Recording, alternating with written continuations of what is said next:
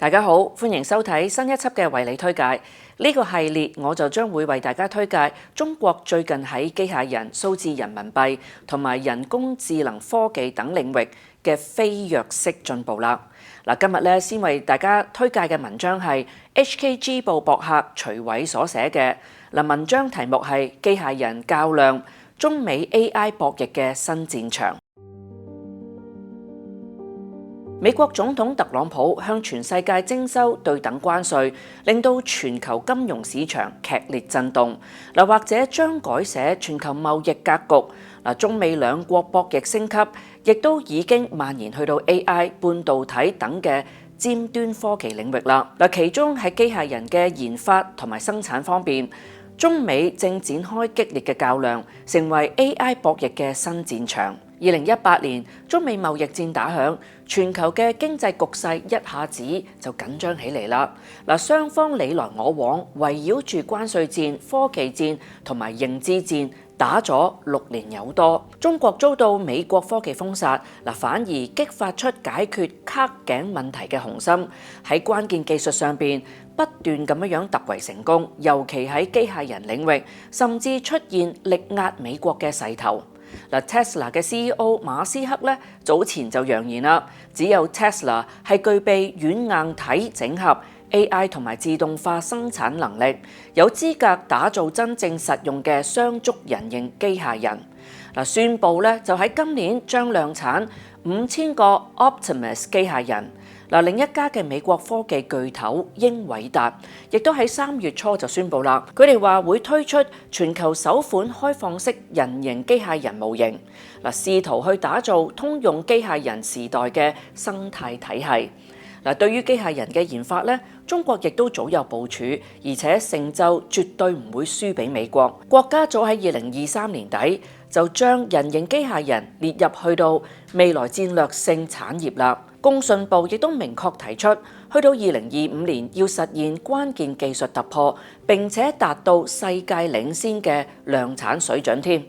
於是，一波機械人嘅創業潮就喺全國興起，各大嘅電動車、電子同埋 AI 公司都紛紛落場參與啦。今年央視蛇年春晚，宇樹科技嘅人形機械人扭秧歌就表演，就爆紅全世界。喺舞台上面，16個嘅機械人整齊劃一咁樣跳住扭秧歌。佢哋動作敏捷，不停咁樣變換隊形，同舞蹈演員一齊跳舞。除咗識得多角度旋轉手巾，仲可以將手巾掟出後接住。之後咧，呢一款嘅機械人又陸續學識走平衡木同埋梅花樁，單腳跳躍、奔跑等精準嘅動作，仲成功挑戰原地側空翻，成為世界上第一個可以側空翻嘅機械人添。學識高難度動作，機械人只係用咗3個星期就可以睇得出中國 AI 技術係幾咁強大啦。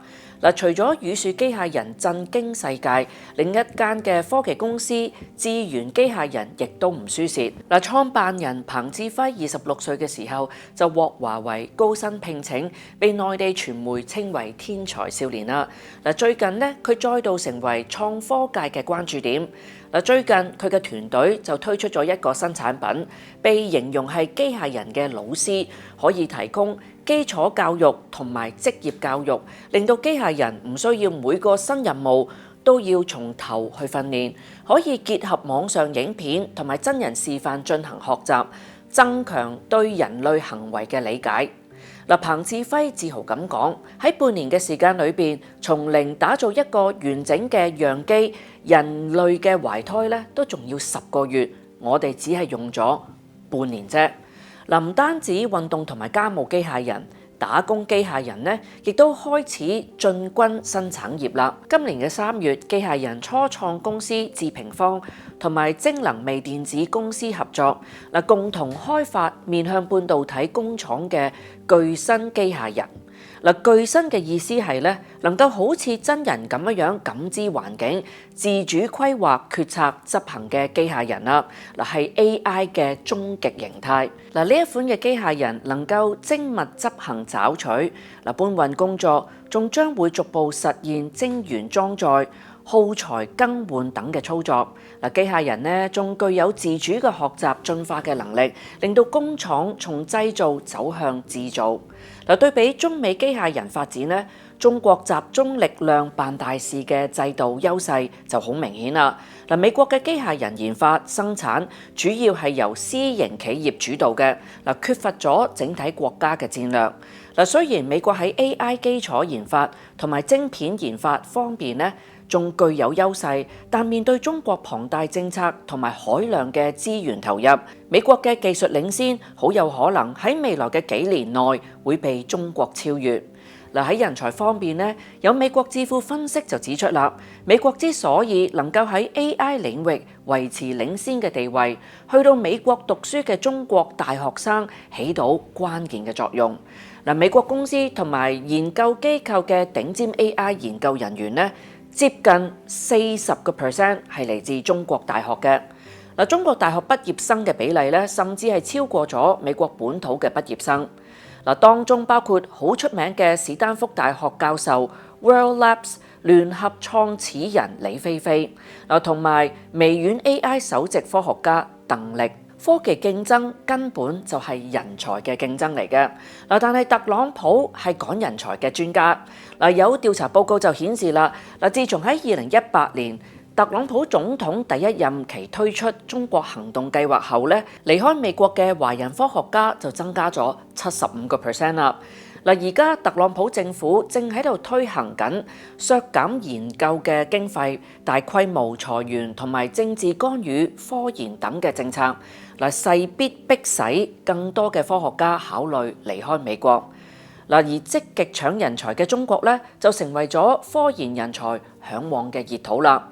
至於機械人嘅生產成本，中國比美國就真係低得多啦。中國嘅製造業生態系統強大，能夠大幅咁樣降低機械人嘅成本。例如美國生產嘅消防偵察機械人係賣緊7.5萬美元，同等性能嘅中國產南河機械人呢，只係賣緊2.8萬美元啫。宇樹科技嘅人形機械人 G1呢，起售價係賣緊9.9萬元嘅人民幣，即係1.3萬嘅美元啫。特斯拉推出嘅 Optimus 機械人目標售價咧係2至3萬蚊嘅美元，明顯係遠高過中國嘅，而且仲未知道係唔係能夠做得到添。綜合以上因素嚟睇咧，呢一場中美機械人之爭將會係兩個大國喺科技戰場上面嘅正面角力，